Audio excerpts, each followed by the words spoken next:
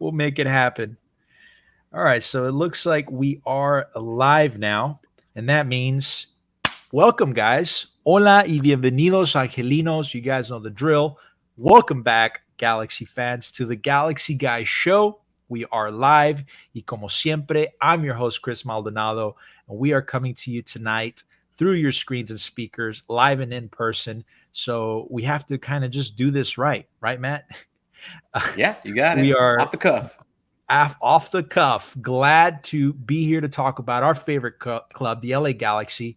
We have a great show lined up for you guys tonight. Very excited, right? Because we do have kind of a big game coming up tomorrow.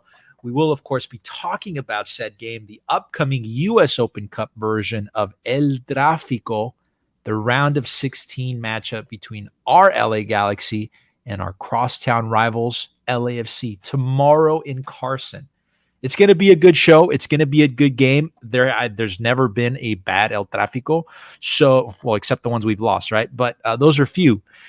We've got you covered as usual with our honest and unbiased takes on everything we are expecting to see tomorrow from the LA Galaxy at the Dignity Health Sports Park. We're going to break down some stats. We've got some very interesting stats for you guys, stuff you guys haven't heard anywhere else. We're going to provide our analysis on that. How exactly are we looking? How are we going to match up versus LAFC so far? And some key points to victory for the Galaxy. Now, to talk about all of this tonight, I've got joining me Mr. LA Galaxy fan himself. You guys know him from the Discord. You guys know him from Reddit. You guys know him from the show. He's an old timer here. The teller of truths, Mr. Matt Granger himself. Matt, how are you doing tonight, dude? I'm doing great. It was an interesting weekend. Decision day in Premier League was really good. That title came down to the last 10 minutes. And then our boy Zlatan got a Serie A title. That's right. In a year and a half, that guy took AC Milan, who was sitting right above relegation, and got them to win a title before we can get back to playoffs. So kudos to our alumni. He's probably our best export from the Galaxy ever. Couldn't be happier for a competitor like that. At 40 years old, 40 years old, gives Milan the first title in 10 years. Is that right? 11. 11 years. Helps Milan with the first title in over a decade. Here's an interesting fact, right? And we've talked about this on the Discord before. Zlatan has won titles at every single club he's ever played at. And you guys know he's played at some very big clubs in some very big leagues around the world, with the exception of one club and one league ever where Zlatan left empty-handed. And that's right, that was with the LA Galaxy. What a tremendous shame that is for us, honestly, to have a player of his caliber and he just left empty-handed. That kind of breaks my heart a little bit. But congratulations to Zlatan. I saw that post-game speech that he gave where he flipped that table and he was just like, Italy belongs to AC Milan. That gave me chills, man. I would have loved to have seen that man flip a table in Los Angeles, let me tell you. Yep, should have been us. Should have been us. But man, I'm glad you're doing all right. I am excited. We have a full week of soccer. We have a game tomorrow, obviously the game we're going to be talking about, focusing on tonight, but we've got that game on Sunday against Austin, another Texas team coming to the Dignity Health Sports Park. I'm saying this right now. We cannot lose to Austin on Sunday. That would freaking suck, and we would never hear the end of it. These Texans would get so uppity on us, and they would just gloat and just talk so much crap, talking about how Texas came and they manhandled us at home. So the Galaxy has to beat the crap out of Austin on Sunday. I don't know, Matt. How are you feeling about that, man? Well, obviously the last 3 games have not gone well for us. We've seen a spiraling poor play. Our XG has gone down. I think we're middle of the pack in the last 5 games. Obviously, we've given up 3 goals back-to-back home games. That was very unfortunate. We kind of got Uncle Phil out there, and Uncle Phil used to throw Jazzy Jeff right out of there. That's exactly how we got manhandled at our own home. So it is what it is. But we've beat Austin before. We kind of know what they're doing.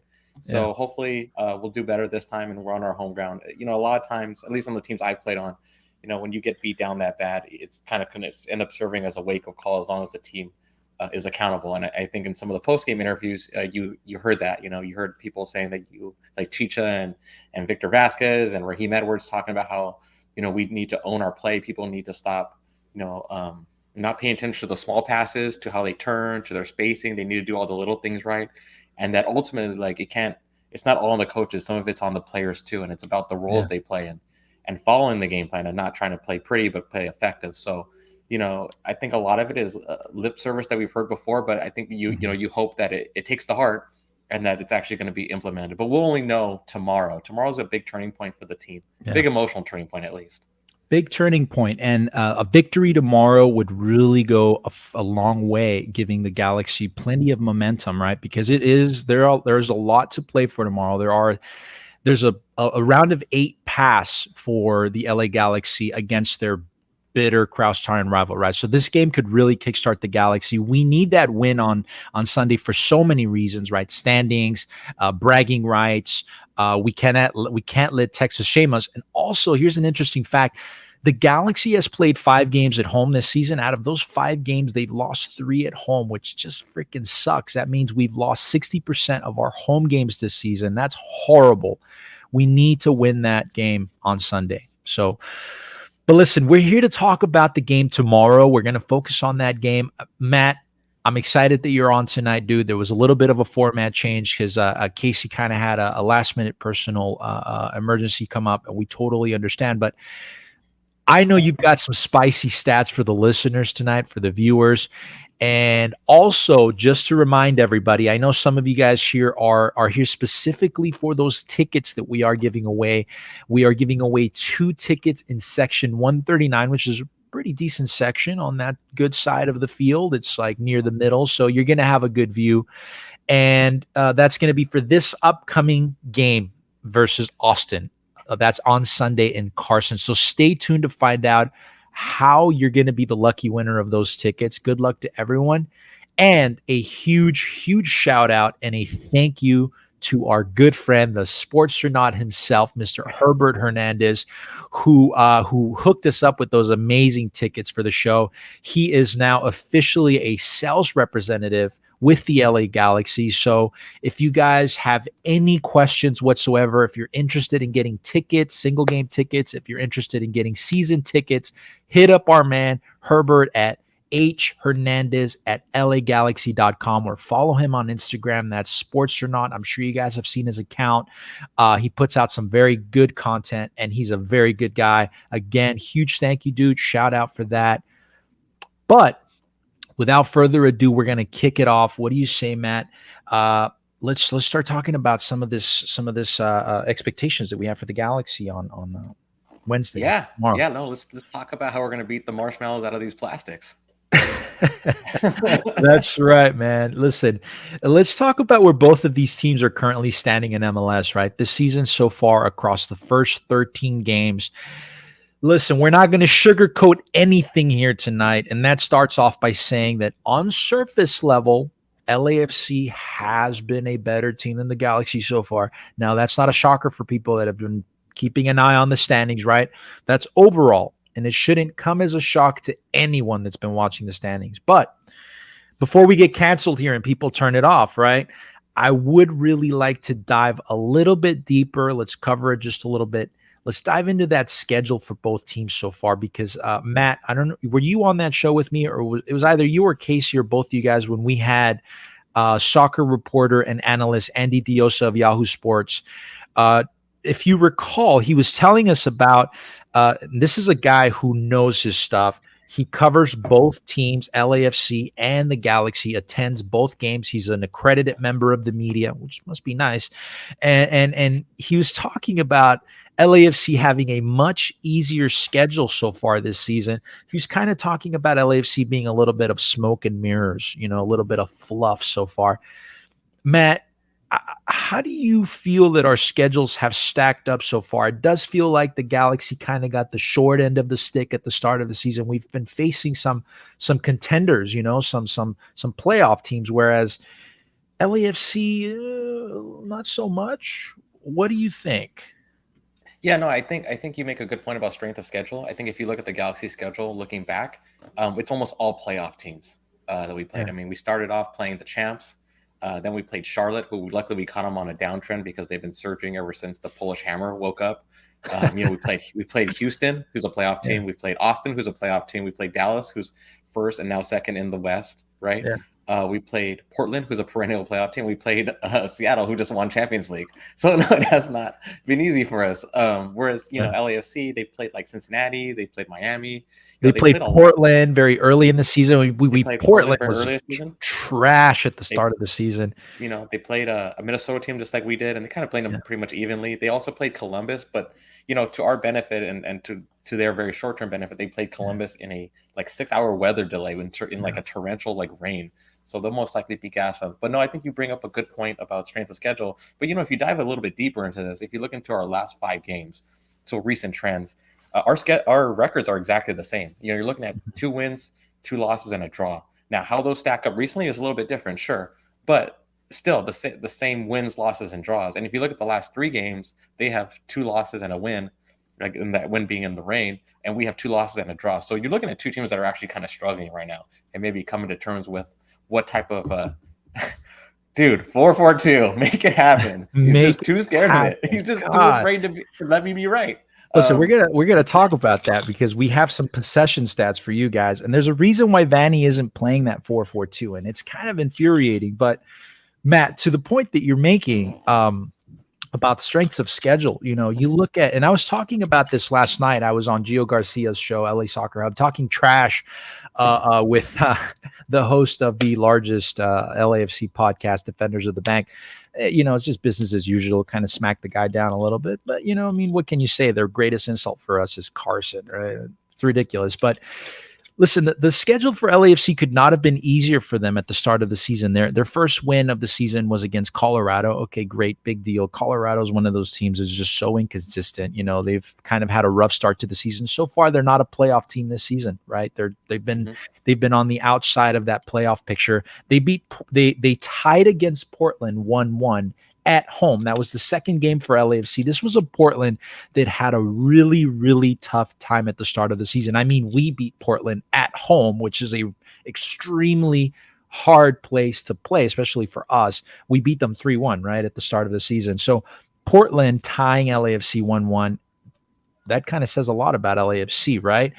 LAFC then went on to beat Inter Miami 2-0. Great, big deal. Just like I said last night, my Sunday league soccer team could probably beat Inter Miami at the start of the season, right? They were an absolute dumpster fire. LAFC then went on to beat Vancouver Whitecaps. They're like the worst team in MLS right now. They are surging a little bit, but they are the worst in the West. Then they went on to play against Orlando. They beat them 4-2 in Orlando. Okay, you can give them some credit for that one. Orlando's been a decent team so far this season, right? Then they played us at home, and we beat them 2-1. So, that was kind of a bit of a test for them. They hit a roadblock with the Galaxy. And then they went on to play SKC. And as we know, SKC this season has been horrendous. I think they're third bottom from the standings this season. Yeah, exactly. This is unnatural. SKC is usually a top contender in the West. They're usually up there in 3rd, 4th place. And this season they have just completely collapsed. So LAFC beating them 3-1. It's not a big accomplishment, They went on to beat Cincinnati 2-1. Give them some credit for that. Cincinnati's been a half decent team this season. 2-0 against Minnesota. Okay, fair enough. 2-2 against Philadelphia. Philadelphia is a contender. Philadelphia is a good team. LAFC wasn't able to beat Philadelphia at home at the Bank of California Stadium. So that says a lot. We're seeing some results here where LAFC's hitting roadblocks against decent teams. All the other teams they've knocked around have been teams that have been bottom of the table, have been teams that have struggled at the start of the season.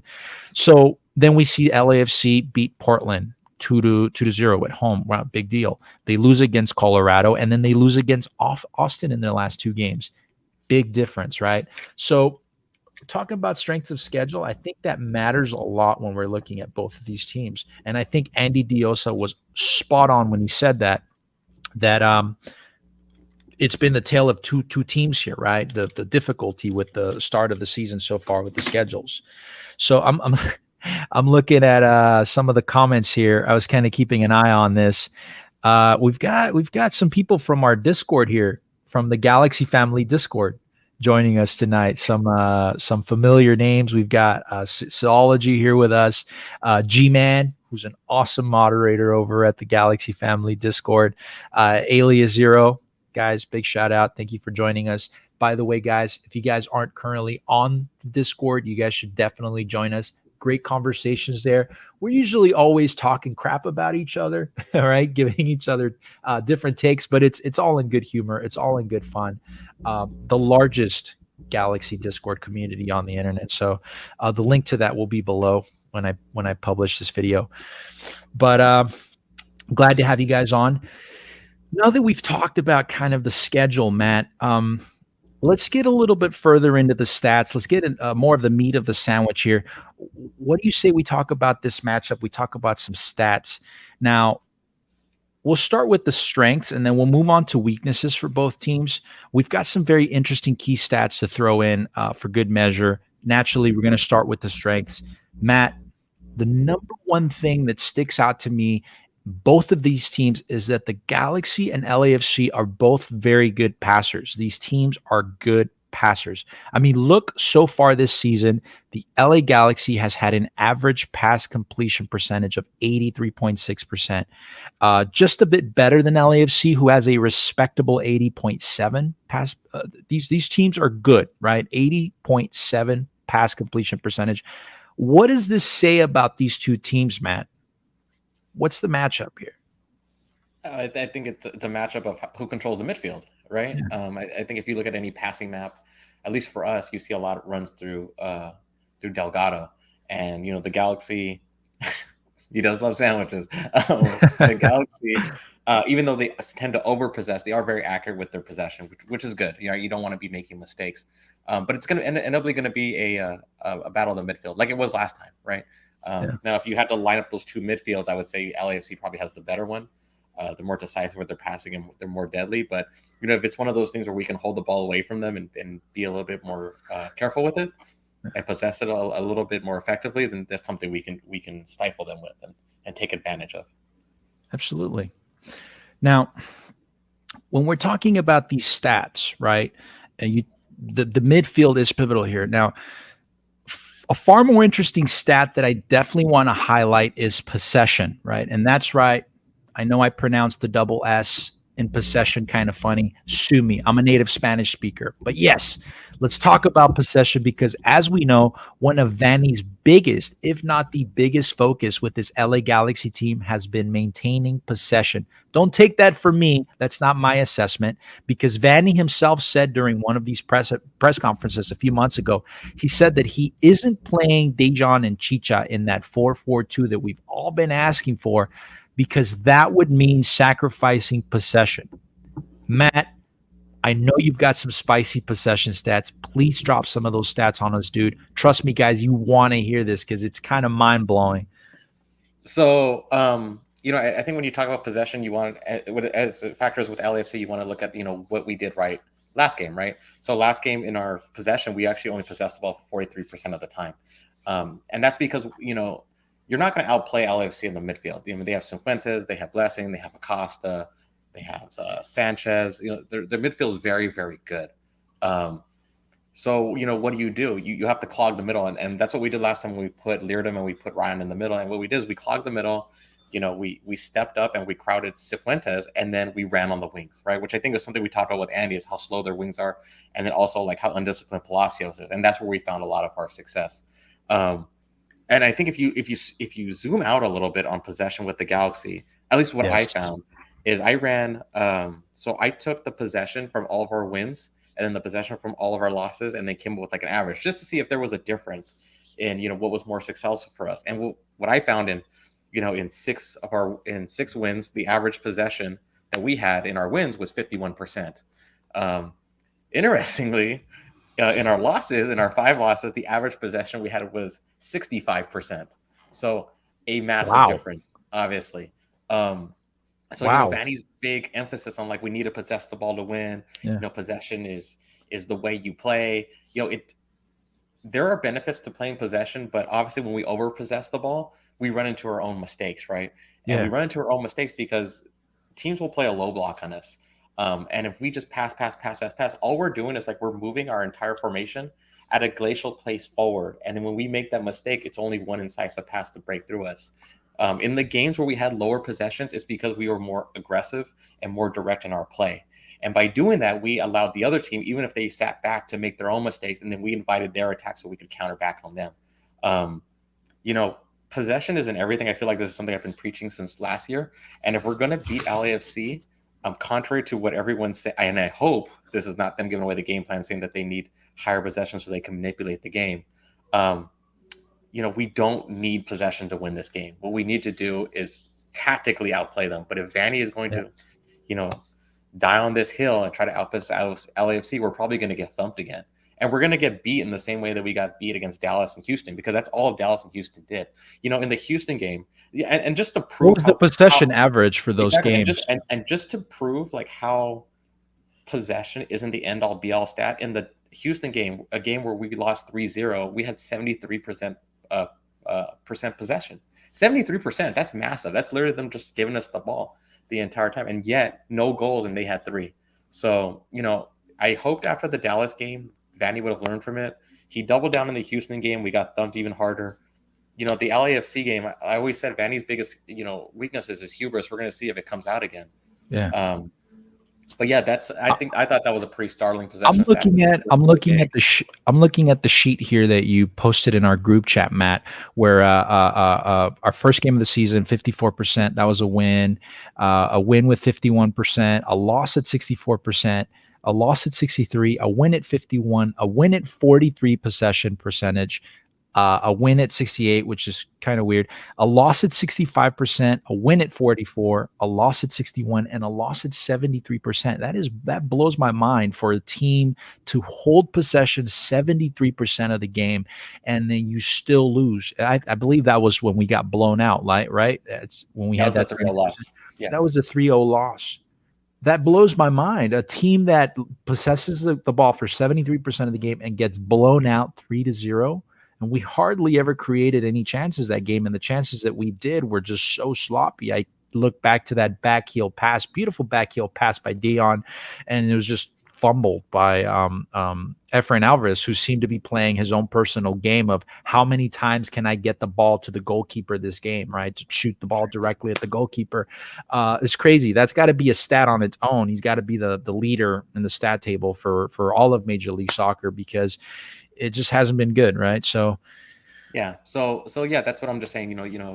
Crowd the middle like we did last time. Work to the flanks, and then instead of working to the flanks and just cross it in, look to be more direct and more like a 45-degree angle with your passes. Yeah. LAFC, Hollingshed, I think, is injured. He hasn't suited up the last 2 games, so they're working with a makeshift back line. They're rotating in Palacios.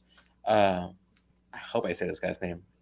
Ibiaga, and then Maria Paul and Acosta. So that back line is not set, and it wasn't strong to begin with. So this is the time to take them on direct. And we're seeing them struggle. They've lost their last 2 league games, exactly. Colorado and Austin. And we're seeing them struggle. And if we're looking to free up Chicharito, being more direct and working on the counter is probably going to be a little bit more effective for him in this game, because, what would you rather have Chicha doing? Trying like this 5'8" Hispanic guy trying to find his way amongst 6'2" center backs in a low block, trying to find space, or would you rather have him going shoulder to shoulder on a run on a counter? Yeah. It's just an easier opportunity for him. So, I mean, that's all I really have in terms of like what we can do about how we can beat LAFC. And then just like a small news update before we get onto whatever we're going to get onto. Injuries came out today. Sasha is out for this game, and we'll have to see from there. That's depth in the midfield. Sega's hurt his knee. They big. believe it's an ACL. Not sure if surgery is going to be necessary yet. But we're going to be wait and see. So, anytime Vanny's mouth is moving, BS is coming out. So I guess I'll see you next year, Sega. And then Zavaleta is also injured, and he's been crossed off for the El Salvadorian team. And Vanny said he's not going to rush him back. So Zavaleta is probably out as well. So we'll have to see what happens with the center backs. It could be Jalen Neal is going. Depew's probably will most likely step up in the short term, but Jalen Neal will probably get some minutes, or what we've fallen back on recently and had a good amount of success in is putting Ryan at center back. When he played at Tra, And then they went up to League One. They got promoted. He played predominantly at center back on that team. That's right. So it's something he can definitely do at a level high enough to get his team promoted. So That's right. That might end up being the new pairing. Don't be surprised if you see it going forward. Williams and Ryan. And it might just be that way because listen, guys, I get it. Sega's been kind of he's polarized, right? Because some people are high on him, some people are a little bit low on Sega because of what we saw last season, which was just a lot of inconsistency from him. But he's been, for the most part, he's been pretty solid this season. He's been very improved, right? So losing him is big. And now the Galaxy's telling us that it might be a knee thing. They're kind of downplaying it, as we know the Galaxy does. I mean, we remember this last season. They said that Jorge Villafaña was dealing with a bone bruise, right? And then the bone bruise ended up becoming, he didn't play all of half of last season, didn't play all of this season. And then all of a sudden, hey, guess what? Transfer deadline's coming up. Oh, by the way, he's actually, out for the rest of the year, and it's very, very serious, right? So they're telling us that it's bad with Sega's knee. It might just mean his leg fell off, you know what I mean? And that's their way of downplaying it. But it's a huge loss. So I wouldn't be surprised if we see a very makeshift backline going forward. I mean, Derek Williams hopefully stays healthy, but we might see Jalen Neal in there a lot. Zavaleta's out, he's depth. So I don't know. This is going to be big. We're going to see this between Wednesday and Sunday, what that's going to look like for us. But does Vanny have any more nephews he can sign?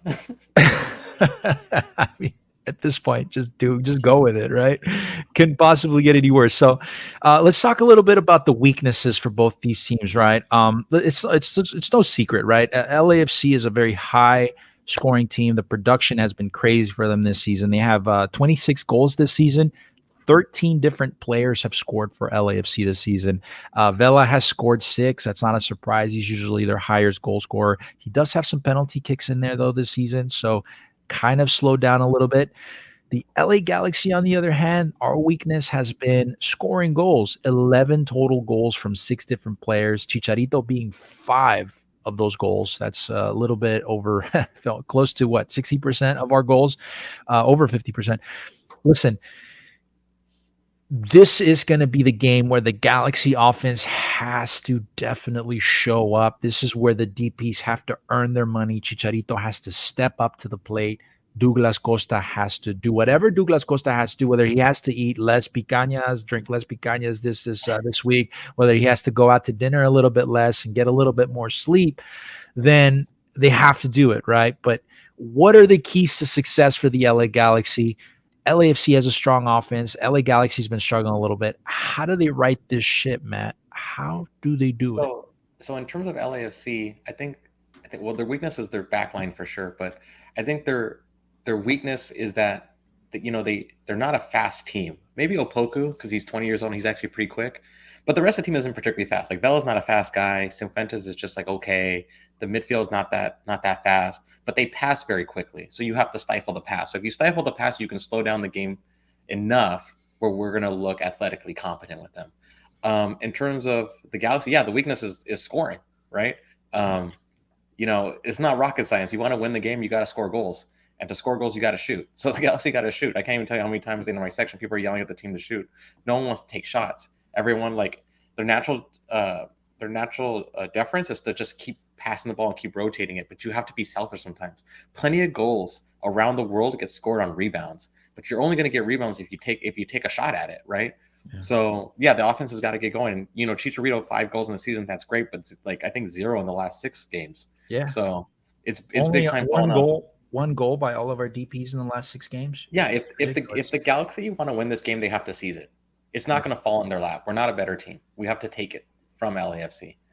So I think we're just hoping a little bit for that, Dignity Health Sports Park magic. It's more of a mental crutch for them than it is for us. Mm-hmm. And hopefully it continues to be. Yeah.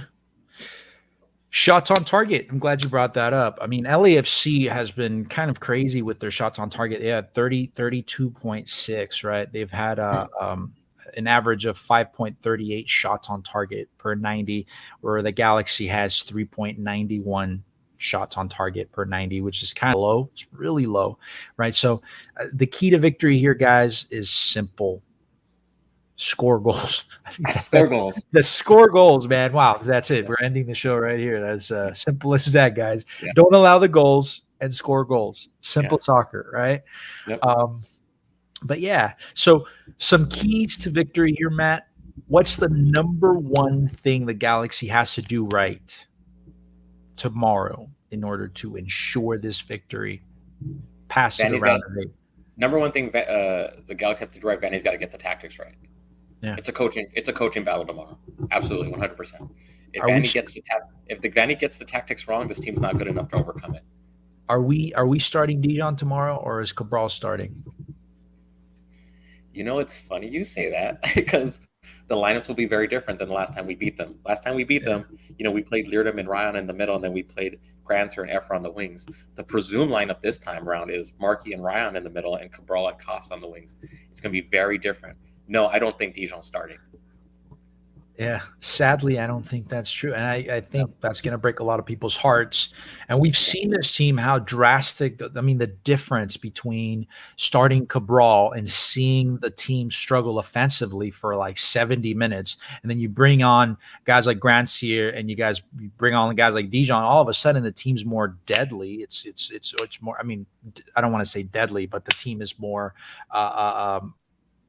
they're more aggressive going forward, right? And they create more chances. So I want to see Victor Vasquez in there. I want to see Victor Vasquez in there. I don't really care if they're trying to save his legs for Sunday's game. I want to see Greg Vanney put out the entire arsenal tomorrow. I want to see all of the best players that the Galaxy can possibly put out there, excluding obviously the guys that are hurt, some of the starters that are hurt. But I want to see it. That's it. And like you said, Matt, and like we have pointed out previously, this is an El Tráfico. Form kind of doesn't really matter going into these games. We've had seasons where the Galaxy's been absolute trash and LAFC's been on fire, and then we just go into these games and we smoke them, right? So everything that we've talked about for the last half an hour probably going to go out the window tomorrow, right? Because this is it's an absolute circus sometimes for these games. So I'm not expecting any less tomorrow.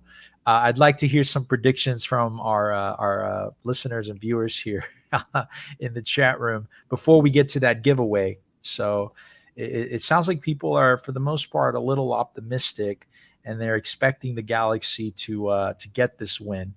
I think 2-2 we're going to penalties, and we're going to win it.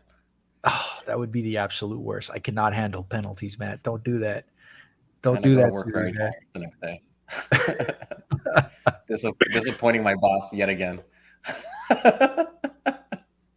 I need to see a convincing win. That's it. I don't want to see that Cal Strikers bull crap where we struggled to score against a team with 15-year-old guys and guys that have day jobs, right? I want to see a convincing win so LAFC can finally shut up for once in a while. But we'll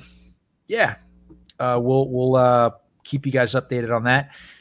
What do you say we get to that giveaway, Matt?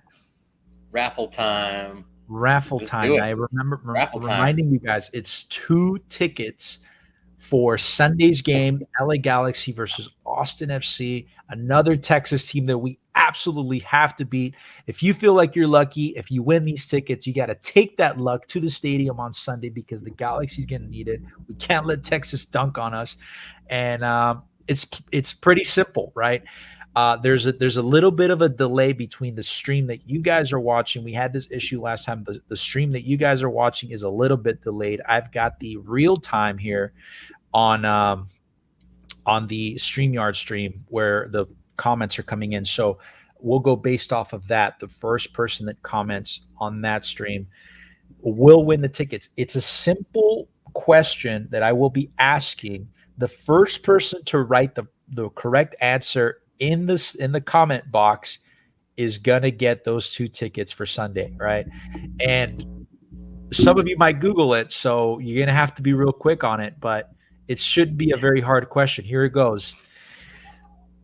Which player in all of LA Galaxy history has the most caps for the LA Galaxy total? First person to get this right gets those 2 tickets for Sunday. The LA Galaxy player in all its history with the most caps, the most appearances for the LA Galaxy in an LA Galaxy jersey. I'm seeing Robbie Keane. No, that is incorrect, G-Man. I'm seeing Landon Donovan by Eric. No, I'm sorry, Eric. That is incorrect. It was not Landon Donovan, not Cienfuegos, Mike Jones, not Steris, not Baby Jesus, not Gato. And it looks like here we go. We've got it. The first comment, Antonio Banderas got it right, hit the nail right in the head. That's Kobe Jones. I believe it was about 306 total appearances for the LA Galaxy. A true OG. Mr. Kobe Jones himself, who happens to play soccer somewhere where I get to see him every once in a while, Friday mornings. So keep that a secret for myself. But congratulations to you, Antonio Banderas. Get in contact with me through Instagram, through one of my social medias. Send me your email so that I can send those tickets over to you. And again, congratulations, everyone else who participated. I see a couple of people wrote Kobe Jones right after Antonio Banderas did. That was pretty good. So thank you for participating. I want to say thank you to all the people that joined us on the live stream. We had a little bit of a short show just to preview for the upcoming game tomorrow. Thank you, guys. We appreciate it. Matt, any parting words? No, the Galaxy Family Discord. I just wanted to, reiterate it. It's a great Discord, and if you're a stats junkie like me, Chris, and especially Casey, there's a channel in there called Think Tank, and we're rotating a lot of good statistics in there. We're doing sentiment trackers. We're following XG. We're doing matchup profiles, assist XG, defensive XG. We're tracking defense. We're tracking things like possession. I know G-Man is working on a master roster for all the different years, and he's also tracking salary caps. A little bit of a secret, there might be a big interactive statistics thing that he's actually bringing into the Discord as well. So, get on there if you want to contribute. And if all you want to do is just look at the stats and be in awe of how average we are, please come on there. Yeah, definitely join the Discord. It's wonderful. And honestly, like sometimes we give out tickets just on the Discord, out of random. So it's a good place just to be. Awesome place to be. We can't speak well enough about the Discord. It's an awesome community. There's always discussion every single day, any time of the day, interesting stats being dropped by some very, very intelligent people that are just amazing with numbers, stuff that really makes you think outside the box. Huge shout out again to our friend Sportstronaut, Herbert Hernandez, who's now a Galaxy sales rep. Dude, again, thanks for the tickets. He made this possible. So if you guys have any questions regarding tickets, yet again, season tickets, single game tickets, whatever it is you need, just hit him up, Hernandez at LAGalaxy.com. But with that said, guys, I'm Chris Maldonado, the Galaxy Guy from the Galaxy Guy Show. My amazing co-host, Matt Granger. Thanks for joining us, dude. A huge shout out to our buddy, Casey Cagle, who was unfortunately not with us tonight, but he provided a lot of our notes. So let's get that win tomorrow, guys. We're going to dunk on LAFC yet again, and we got to beat Texas again on Sunday because we can't let them get away with this. You guys have yourselves a good rest of your night. We love you. Goodbye.